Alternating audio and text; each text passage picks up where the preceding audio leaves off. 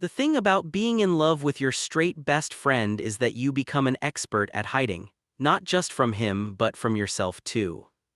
I learned to mask every lingering glance, every accidental touch that sent electricity through my veins. Every night I lay awake imagining a different reality. For 7 years I perfected the art of loving Ethan Monroe in silence. We met during freshman orientation at Berkeley. He was the golden boy, 6'2", athletic build from years of competitive swimming, sandy brown hair that fell perfectly even when he wasn't trying, and those impossibly green eyes that seemed to see right through people. I was the scholarship kid from a small town in Oregon, gangly and uncertain, clutching a campus map like a lifeline.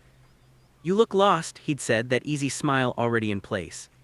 "Completely," I'd admitted. "I'm Ethan, engineering major, you. Adrian, literature and creative writing." He'd laughed, not mockingly but warmly. "A writer and an engineer, we're either going to balance each other out or drive each other crazy." It turned out to be both. 7 years later, we shared an apartment in San Francisco, our lives intertwined in ways that felt both completely natural and exquisitely painful. He worked for a tech startup developing sustainable energy solutions. I was a content writer by day and worked on my novel by night, sustained by coffee and the masochistic pleasure of watching Ethan exist. He'd had girlfriends, beautiful, accomplished women who made sense on paper. There was Melissa, the pediatric resident, Sarah, the marketing executive, and most recently Jennifer, a corporate lawyer with perfect bone structure and an even more perfect pedigree. Each relationship lasted a few months before fizzling out, and each time I hated myself for the relief I felt.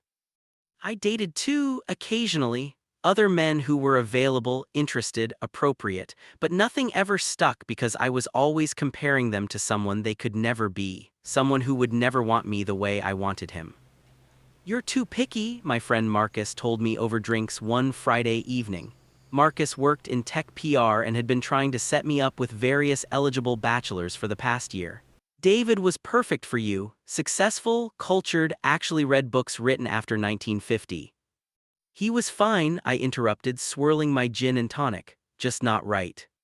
"Nobody's going to be right while you're still hung up on." "Don't," my voice came out sharper than intended, "please." Marcus sighed, his expression softening. "Adrian, you can't keep doing this to yourself. Either tell Ethan how you feel or move on. This limbo is killing you." "He's straight, Marcus, and he's my best friend. I tell him and I lose him. I'd rather have him in my life like this than not at all." "You sure about that?" I wasn't, but fear is a powerful motivator for inaction.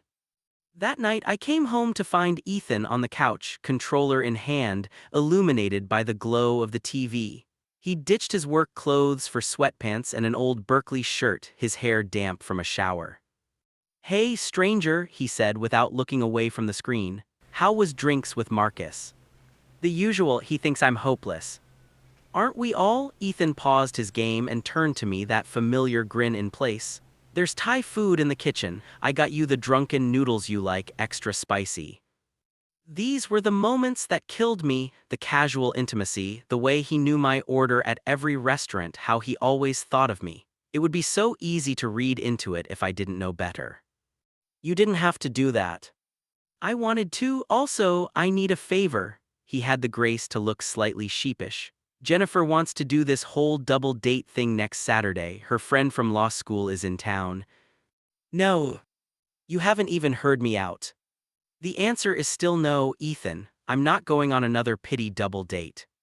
He set down the controller and stood, crossing to where I leaned against the doorframe. "It's not pity. Jen's friend is supposed to be cool, and you've been in a funk lately. Maybe getting out there would help." Getting out there? As if my problem was a simple lack of exposure to eligible men, rather than an incurable fixation on the one standing inches away from me, smelling like cedar and something uniquely him. "I'm fine," I lied, "just busy with the book." Ethan's expression shifted to something I couldn't quite read. "You work too hard, Adrian. You deserve to have fun, to meet someone who—" He stopped himself, jaw tightening slightly. "Who what?" "Who appreciates you, that's all." The moment stretched between us, heavy with things unsaid. Then my phone buzzed, shattering whatever that was, and Ethan stepped back. "Think about the double date," he said, returning to the couch. "Offer stands if you change your mind." I took my noodles to my room and didn't come out for the rest of the night. The accident happened on a Thursday. I'd taken the afternoon off to go hiking at Mount Tamalpais, one of those rare spontaneous decisions meant to shake off the growing sense of suffocation I felt. Marcus's words had been echoing in my head for days, either tell Ethan or move on. The trail was moderately challenging, winding through redwoods and offering spectacular views of the bay. I'd done it a dozen times before, but that day, distracted by my own spiraling thoughts, I took a wrong turn onto a less maintained path. I didn't see the loose rocks until it was too late. The fall happened in slow motion and far too fast all at once. The ground disappeared beneath my feet and suddenly I was tumbling, the world a blur of green and brown and sky. Pain exploded through my body as I crashed into something hard, a boulder, maybe a tree, and then I was sliding, unable to stop myself. When I finally came to rest on a narrow ledge, every part of me screamed in agony. I tried to move and immediately regretted it. Something was definitely broken, my left leg bent at an angle that made my stomach turn. Blood ran warm down the side of my face from a gash on my temple. My phone was gone, probably somewhere in the 20 feet I'd fallen. The ledge I'd landed on was barely 3 feet wide, with a sheer drop on one side that I didn't want to think about.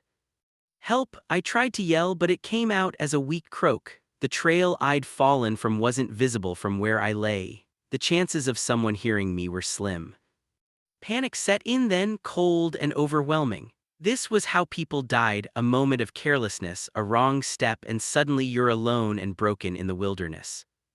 I thought about Ethan, about all the things I'd never said to him, all the moments I'd held back because I was too afraid. What did any of it matter now? Time became meaningless. The sun moved across the sky. I drifted in and out of consciousness, my body going into shock. At some point I heard voices, distant, maybe imagined. Down here, I tried to scream, but the words barely made it past my lips. Then hands were on me, gentle but urgent. A park ranger, and behind her, impossibly, Ethan. Adrian, oh God, Adrian! His voice broke and his face swam into view above me, pale and terrified. I've got you, you're going to be okay, stay with me. Ethan, I whispered, confused. How? You weren't answering your phone, I tracked your location. Jesus, Adrian, I thought. He didn't finish the sentence, just gripped my hand so tightly it hurt in a completely different way. The rescue was a blur of pain and movement. I remember being strapped to a stretcher, the careful ascent back to the main trail, the ambulance ride where Ethan never left my side. Sir, you'll have to wait, a paramedic tried to say as they wheeled me into the ER. I'm not leaving him, Ethan said, in a tone that brooked no argument. I woke up in a hospital bed, disoriented and aching. The room was dim, late afternoon light filtering through half-closed blinds. Medical equipment beeped steadily beside me. Ethan was slumped in a chair next to the bed, asleep. He looked terrible, hair disheveled, eyes shadowed with exhaustion, still wearing the same clothes from yesterday. One hand rested on the edge of my bed as if even in sleep he needed the contact. I studied him in the quiet moment, memorizing the planes of his face, the slight furrow between his brows even in rest. How many times had I watched him sleep during our college years, during road trips and lazy Sunday mornings? How many times had I ached with the impossibility of it all? As if sensing my gaze, his eyes fluttered open. For a moment he just stared at me and then something crumpled in his expression. You're awake, he said roughly. Thank God, how do you feel? Like I fell off a mountain, I managed. My voice came out raspy, throat dry. He reached for the water pitcher, poured a cup and helped me drink. His hands shook slightly. The doctor said you're lucky, Ethan said once I'd finished. Broken leg, 3 cracked ribs, concussion, lacerations, but nothing that won't heal.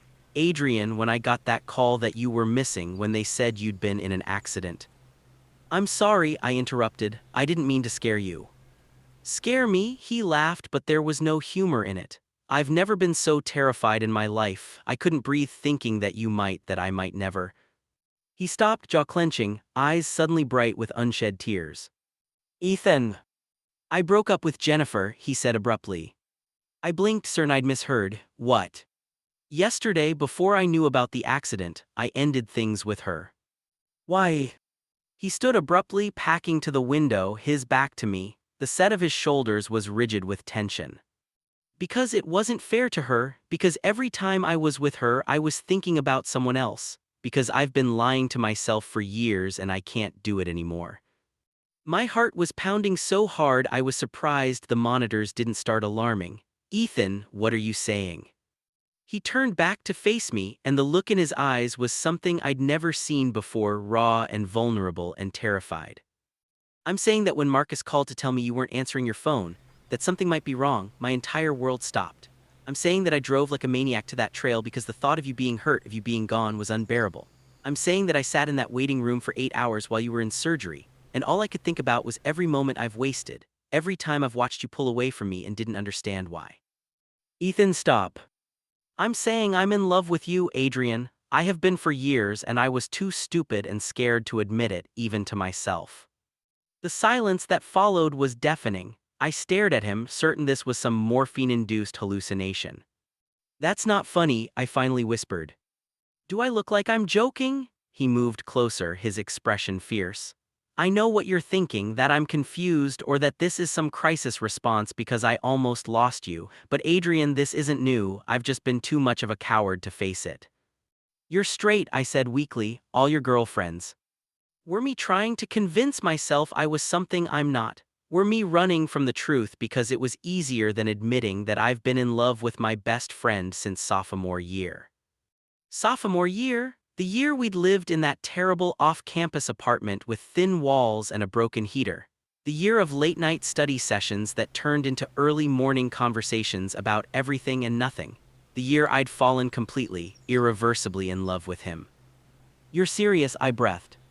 "Completely, Adrian. When you look at me I feel seen in a way I don't with anyone else.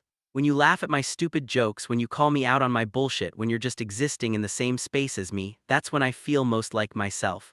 I thought what I felt was just friendship, just caring about someone important to me. But it's more, it's always been more." Tears were sliding down my cheeks now and I couldn't stop them. 7 years of hidden longing, of careful distance, of loving him in secret, and here he was, saying everything I'd never let myself hope to hear. "I almost died," I said, voice breaking, "without you ever knowing that you're the reason I couldn't commit to anyone else. That every person I dated was just a poor substitute for you. That I've been in love with you so long I don't remember what it feels like not to be." Ethan moved to the bed, carefully sitting on the edge, his hand finding mine. "We've wasted so much time. I was afraid of losing you." "You could never lose me, Adrian. You're it for me, you always have been." He lifted my hand to his lips, pressing a kiss to my knuckles. "I know this is terrible timing, that you're hurt and vulnerable, but I needed you to know, I couldn't keep it in anymore." "Kiss me," I whispered. "Adrian, you have a concussion." "I don't care, please." He leaned in slowly, giving me every chance to change my mind. When his lips finally met mine, it was soft and careful and absolutely devastating. He tasted like coffee and relief, and when he pulled back slightly, his forehead resting against mine, we were both shaking. "I've dreamed about this," I admitted. "Me too, more than I let myself acknowledge." His thumb traced my cheekbone gently. "We're going to do this right, take our time, figure it out together. What if we mess it up? What if we lose what we have? What we have is 7 years of friendship and trust. That doesn't just disappear, we're just adding another layer to it." He smiled, and it was the most genuine expression I'd ever seen on his face. "Besides, I'm not going anywhere. You're stuck with me, Rivera. Promise. Promise." The next few weeks were an exercise in patience and adjustment. I was released from the hospital after 4 days, sent home with a cast, painkillers, and strict orders to rest. Ethan converted our living room into a makeshift bedroom so I wouldn't have to navigate the stairs, and he took time off work to play caretaker. "You don't have to do this," I protested as he helped me settle onto the couch on my first day home. "I can manage." "Shut up and let me take care of you," he said, but his tone was fond. He'd been touching me constantly since the hospital, small gestures like brushing hair from my forehead, adjusting my pillows, holding my hand while I slept. As if he needed the physical confirmation that I was really there, really okay. We didn't rush into anything physical beyond kisses and careful embraces. My broken ribs made anything more ambitious impossible anyway. but the emotional intimacy was overwhelming in the best way. "Tell me something I don't know about you," I said one evening as we lay on the couch together, my head on his chest, his fingers playing absently with my hair. "Like what?" "Anything. We've known each other for 7 years, but I want to know everything." He was quiet for a moment, thinking. "Remember sophomore year when I started dating Amanda? The psych major, she was nice." "She was, and I sabotaged that relationship because of you." I tilted my head to look up at him. "What do you mean?" "She said something one night. We'd been together about a month, and she told me that she felt like she was competing with you for my attention, that I talked about you too much, that I lit up whenever you texted, that I organized my schedule around your availability." His hand stilled in my hair. I got defensive, told her she was being ridiculous, but after we broke up I couldn't stop thinking about it, about why the accusation made me so angry. Because it was true. Because it was true, and I wasn't ready to deal with what that meant. So I started dating other people, trying to prove to myself that I could care about someone who wasn't you. "How'd that work out?" I asked Riley. He laughed softly. "Clearly not well. Every relationship had an expiration date because none of them were you. Jennifer was different though. I really tried with her. I thought maybe if I committed hard enough I could make myself feel what I was supposed to feel. But then she started talking about moving in together and I panicked, because the only person I wanted to come home to was already my roommate." He pressed a kiss to the top of my head. "I ended things with her the day before your accident, told her I was in love with someone else and I couldn't keep pretending I wasn't." "Did you tell her it was me?" "I think she knew. She said she hoped I'd figure my shit out before I lost something important. She's smarter than I gave her credit for." The confession sat warm between us. There were still so many things to figure out: how to navigate this new dynamic, how to tell our friends and family what it meant for our future. But lying there with Ethan, feeling his heartbeat steady beneath my ear, none of those questions seemed urgent. "What about you?" he asked. "Tell me something I don't know." I thought about all my secrets, all the hidden moments. "Remember that weekend junior year when you went to that engineering conference in Seattle?" "Yeah, you said you had a deadline and couldn't come." I lied. "I couldn't afford the trip and I didn't want you to offer to pay, but also," I hesitated, "you just started dating Sarah and I couldn't handle watching you be in love with someone else for an entire weekend, so I stayed home and got drunk and wrote terrible poetry about unrequited love." His arms tightened around me. "Do you still have that poetry?" "God, no. I burned it in a very dramatic ceremony involving Marcus and a fire pit." "Marcus knew about how you felt." "Everyone knew except you, apparently. I wasn't as subtle as I thought I was." "I was willfully blind," Ethan admitted. "There were moments, times when I'd catch you looking at me a certain way, or when we'd be close and the air would feel different. But I'd tell myself I was imagining it because facing the alternative was too terrifying." "We're both idiots." "Completely, but we're idiots together now, so that's something." The first person we told was Marcus, which was less telling and more confirmation of what he'd already suspected. He came over 2 weeks after the accident, ostensibly to bring me contraband, a bottle of good whiskey that definitely didn't mix well with my pain medication. He found us on the couch, my legs across Ethan's lap, his hand resting on my ankle. The domesticity of it must have given us away because Marcus stopped dead in the doorway. "Finally," he said, setting down the whiskey, "I was beginning to think I'd have to knock your heads together myself." "You're not surprised?" I asked. "Adrian, I've been watching you pine for 7 years. The only surprise is that it took a near-death experience to get you both to pull your heads out of your asses." He looked at Ethan. "No offense." "None taken," Ethan said. "You're right." Marcus settled into the armchair, grinning. "So how did this happen? I need details." We told him the story, the confession in the hospital, the week since then. Marcus listened with the satisfied expression of someone who'd predicted this outcome all along. "I'm happy for you both," he said sincerely. "Really, you're good together, you always have been." "Thanks, Marcus," I said, "for being patient with me, for not giving up." "That's what friends are for. Now when are you telling everyone else?" That was the question. Ethan's family was liberal and loving, but he'd never given them any indication he was interested in men. My parents were complicated. We'd had a strained relationship since I came out in college, maintained through obligatory phone calls and awkward holiday visits. "One step at a time," Ethan said. "Let's figure out us first before we worry about everyone else." But the decision was taken out of our hands a week later when Ethan's sister Emma showed up unannounced. Emma was 2 years younger than Ethan, a med student at UCSF, and had a key to our apartment. We didn't hear her come in because we were too busy kissing on the couch, careful, mindful of my still healing ribs, but definitely not platonic. "Oh my God," Emma's voice cut through the haze. "We broke apart like guilty teenagers." Emma stood frozen in the doorway, grocery bags in hand, eyes wide. "Emma," Ethan started. "Are you two? Have you been? How long has this?" She couldn't seem to finish a sentence. "It's new," I said quickly, "like very new." "New as in since the accident," Ethan added, "but also not new in other ways." Emma set down the groceries slowly, processing, then a smile spread across her face. "Does this mean you're finally admitting you're bi or gay or—" "I don't know," Ethan admitted. "I'm still figuring that out, but I know I'm in love with Adrian and that's what matters." "Oh my God," Emma said again, but this time she was laughing. She crossed to the couch and pulled Ethan into a hug. "I'm so happy for you, you idiot. Do you know how many times I've asked Mom why you kept dating women who were clearly wrong for you? You talked to Mom about my dating life.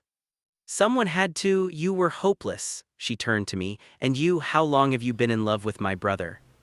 I felt my face heat. "Sophomore year of college." "Jesus, you two are ridiculous," but she was smiling as she said it. "Does anyone else know?" "Just Marcus so far," Ethan said. "Okay, so here's what's going to happen. I'm going to tell Mom and Dad because they're going to be thrilled and you're going to overthink it if you try to plan it. But you need to do it soon before someone else sees you making out on the couch and the gossip gets back to them."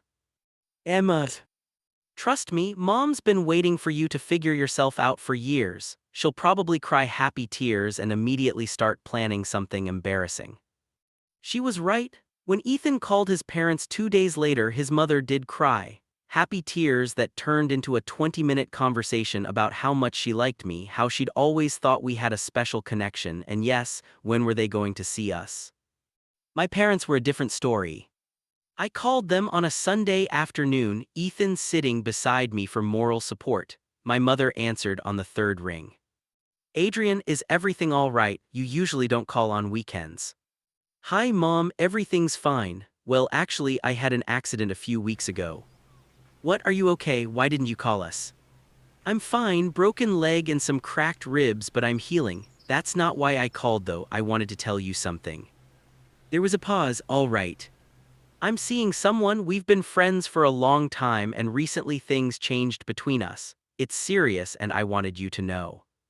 "That's wonderful, honey. What's his name?" "Ethan, you've met him actually, my roommate." Another pause, longer this time. "Your roommate Ethan?" "Yes." "I see." Her tone had gone carefully neutral. "And how long has this been going on?" "Officially, a few weeks, but we've had feelings for each other for much longer." "Adrian," she sighed, "I just worry about you, this lifestyle." "Mom, please." I felt Ethan's hand find mine, grounding me. "I didn't call for a lecture. I called because I wanted to share something good in my life. Ethan makes me happy. He's been there for me through everything, and whether you approve or not, this is happening." There was silence on the other end, then quietly, "Is he good to you?" "He's the best person I know." "Then I suppose that's what matters. Your father will want to talk to him at some point." Fair warning. It wasn't acceptance exactly, but it was more than I'd expected. We ended the call with promises to visit soon, and I felt something in my chest loosen. "That went better than I thought," I said to Ethan. "You were incredible. I'm proud of you. It's easier when you're here." He kissed my temple. "I'm always here, that's kind of the point." As my body healed, we explored the new dimensions of our relationship. The physical aspect was a revelation, years of tension finally finding release, but we were careful, mindful of my injuries and the newness of it all. "I've never been with a man before," Ethan confessed one night as we lay in his bed, the lights low. "I don't want to mess this up." "Neither do I said. "We'll figure it out together. No expectations, no pressure. We just learn each other." And we did. Slowly, patiently, we discovered what made the other sigh, what touches sparked pleasure, what words drew out desire. It was fumbling and awkward sometimes, but also intensely intimate in a way I'd never experienced. "Is this okay?" became our constant refrain, checking in, making sure, building trust. The first time we made love, really made love after my ribs had healed enough, was 6 weeks after the accident. It was tender and overwhelming, years of longing finally given expression. Afterward, Ethan held me close, his face buried in my neck. "I love you," he whispered. "I love you so much it scares me." "I love you too, I've loved you for so long. I'm sorry I made you wait." "Hey," I tilted his face up so I could see his eyes. "We found our way here, that's what matters." But as wonderful as the physical intimacy was, it was the emotional vulnerability that truly transformed our relationship. We'd always been close, but now there were no walls between us. Ethan opened up about his struggles with identity, about the internal conflict he'd felt for years but hadn't had the language to express. "I think I'm bisexual," he said one evening as we cooked dinner together, or rather, as he cooked and I sat on the counter providing commentary. "I was attracted to the women I dated, but it was never this consuming, never felt this right." "You don't have to label it if you don't want to," I told him. "I want to, for myself, because part of why I couldn't admit how I felt about you was that I didn't have a framework for it. I thought being straight meant I couldn't feel this way. Now I know better." We talked about my own coming out journey, the loneliness of those early years, the gradual building of chosen family. We made plans for the future, tentative at first, then bolder. Maybe we'd travel next summer. Maybe we'd adopt a dog. Maybe someday we'd make this thing official in all the ways that mattered. "Move into my room permanently," Ethan said one morning over coffee. "I know you've basically been sleeping there anyway, but I want it to be official. Our room, our space." "You sure? What if we fight and you need space?" "Then we'll figure it out, Adrian. I don't want to sleep without you anymore, these past few weeks. Having you next to me every night, that's how I want it to be from now on." So we combined our spaces, merging our lives even more than they'd been before. My books filled his shelves. His clothes migrated into my closet. The apartment became ours in a new way. It wasn't all smooth sailing. We had our first real fight 8 weeks in over something stupid. I'd made plans with Marcus without telling Ethan, and he'd planned a surprise date night. "You could have mentioned you had plans," he said, frustrated. "I didn't think I needed permission to see my friends." "It's not about permission, it's about communication. We're not joined at the hip, Ethan. I can still have a life outside of us." His jaw tightened. "I know that, but I miss you when you're gone, and I wanted tonight to be special, and now I feel like an idiot." The anger drained out of me. "You're not an idiot. I'm sorry, you're right, I should have told you. This is all still new to me. I'm not used to having someone who wants to plan things with me." "Get used to it," he said, but softer. "I want to plan a lot of things with you." We canceled our respective plans and stayed in, talking through our expectations and boundaries. It was uncomfortable but necessary, learning how to be partners and not just friends. Other challenges emerged too. We faced microaggressions when we were affectionate in public, stares, sometimes comments. Ethan struggled with it more than I did, unused to being visibly queer in a way that invited judgment. "I hate that people feel entitled to comment on our relationship," he said after a particularly uncomfortable interaction at a restaurant. "Welcome to being gay," I said wryly. "You develop a thick skin." "I don't want to develop a thick skin. I want to exist without people making it their business." "I know, but that's not the world we live in, so we decide what matters more, their opinions or us." Us, always us. We also navigated the shift in our friend dynamics. Most people were supportive, but there were awkward moments. A few mutual friends admitted they'd always suspected something between us. One friend from Ethan's swimming days made a thoughtless comment about turning people, which led to a tense conversation about sexuality and assumptions. But through it all, we had each other. When the world felt hostile, we had our apartment, our bed, our private space where we could just be. 3 months after the accident, I finished my novel. It had taken 5 years of stops and starts, but something about nearly dying had clarified what I wanted to say. It was a love story, not ours exactly, but influenced by everything I'd felt and experienced. A tale of two people finding each other against the odds, learning that the risk of love was always worth the potential heartbreak. "Will you read it?" I asked Ethan nervously, handing him the printed manuscript. "Are you kidding? I've been waiting for this for years." He settled onto the couch with the stack of pages. "Can I read it now?" "It's 300 pages. I'll make time." He did. Over the next week, I'd find him absorbed in the manuscript at odd hours during breakfast, late at night on his lunch break. He didn't talk about it while he was reading, and I didn't ask, too anxious about his reaction. When he finally finished, he found me in the kitchen, ostensibly making tea but really just staring at the kettle. "Adrian," he said quietly. I turned to face him. He had tears on his cheeks.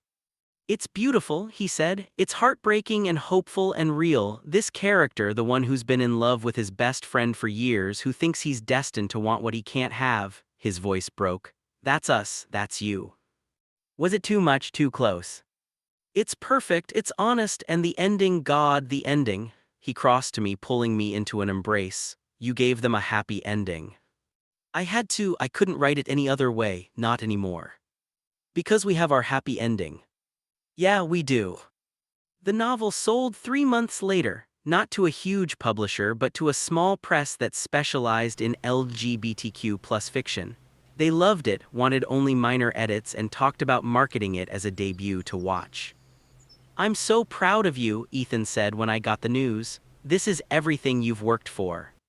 It wouldn't have happened without you, without us. You gave me the ending I needed to write." We gave it to each other. The anniversary of the accident arrived in early fall. I'd been dreading it, afraid of the memories it would dredge up, but Ethan had other plans.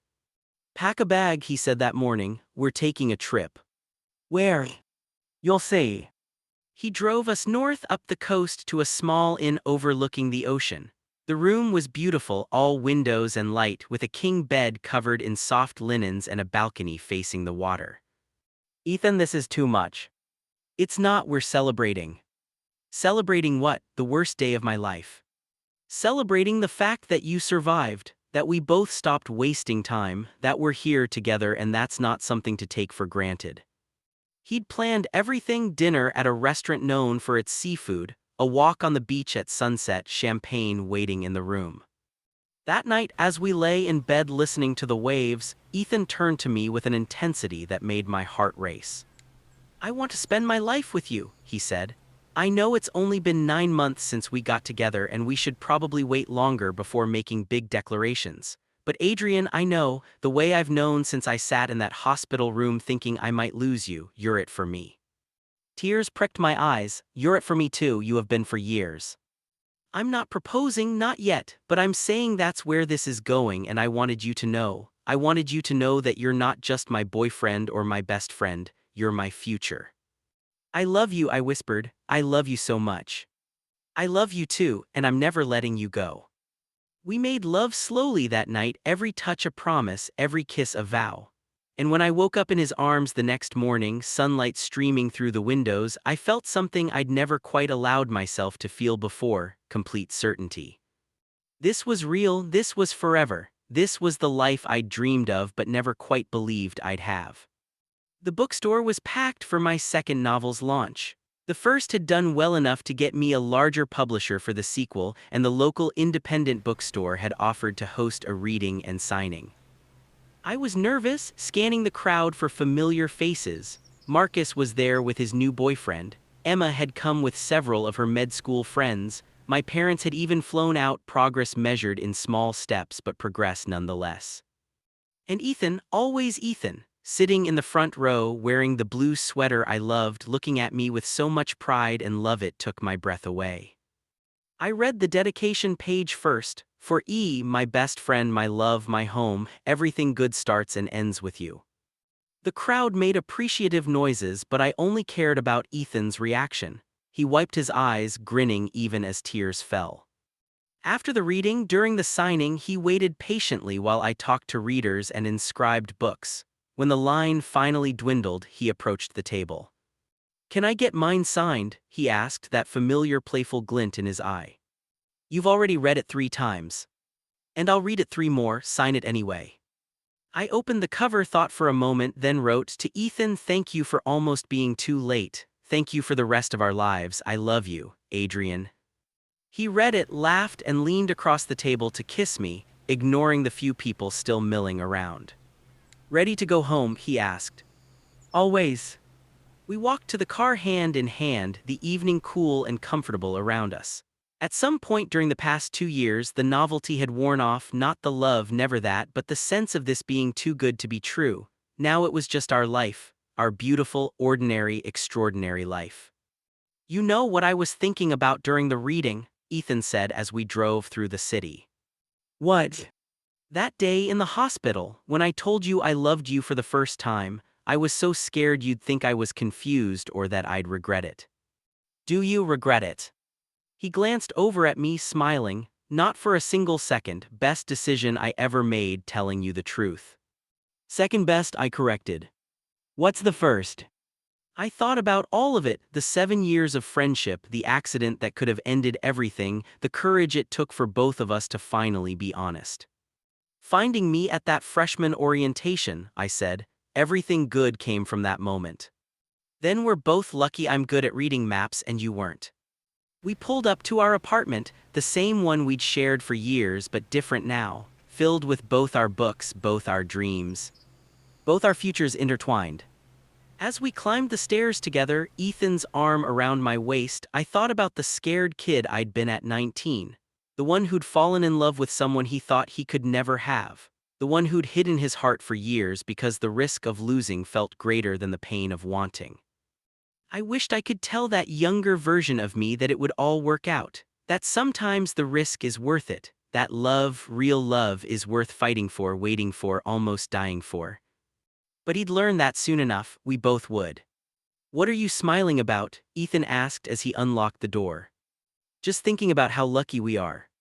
"Damn right we are." He pulled me inside, into his arms, into the life we'd built together. "Now come on, let's celebrate your success properly."